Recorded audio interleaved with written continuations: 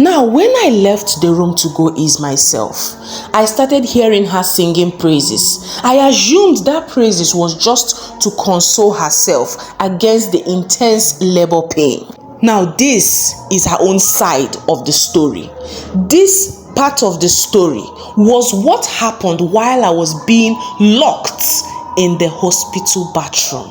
She said that minutes after I left, that she saw me come into the hospital room where she was and asked to see the doctor and the nurses, that he finally wants to let me go on with the CS. According to her, the me that she said that walked into the room where she was had a different energy than my usual self. Now, are you still confused about this part? You still don't understand that the person who walked into that room wasn't actually me? According to her again, she said the person smiled too often and also gave her heavy eye contact. And the heavy eye contact made her fall in love with me afresh, which was off the bar because the past few months with me was hellfire. The me she claimed that walked into the room consented to the CS and everything was carried out. I was still back in that bathroom struggling to come out, shouting but no one could hear me. Tried calling with my phone but my phone was out of service. It didn't even occur to me that I would even use my gift at that point. At a moment when I tried emitting from my body, I couldn't. It was as though at that point, at that later stage, I remembered who I was. I was trapped and I had no power.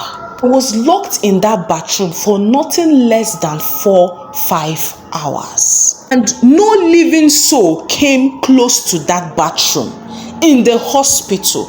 A hospital that everyone would be going to and fro. No one had my voice shout. No one knew someone was locked in that bathroom. No one even came close to use that bathroom. I gave up. And when it seemed as though years had passed in that bathroom, the door opened on its own and I came out with all the sweat and all the bad smell of Izal. I came out, went to the room where I met my wife, but she wasn't there again. I asked the nurse. They told me that they had transferred her to the room for mothers who would give birth through CS. Now at this point, the nurses that were there towards the afternoon shift were no more there. They had gone. And the nurses that were there now were the evening/night shifts. So I could rarely recognize any of the nurses. So I requested that they show me the particular room my wife was being placed in.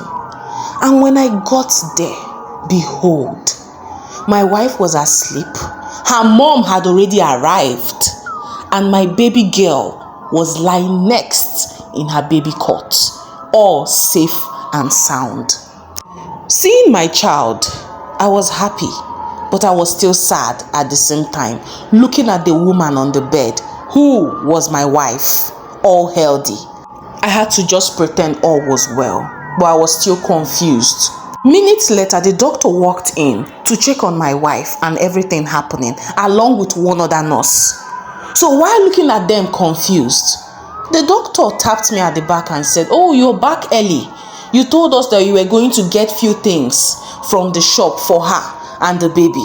We assumed you were too scared to watch your wife deliver." I was trying my best not to create any drama. Something in me claimed that maybe it must have been my mother-in-law who signed that form. So I maintained my cool until we went home, where I could display the devil I was.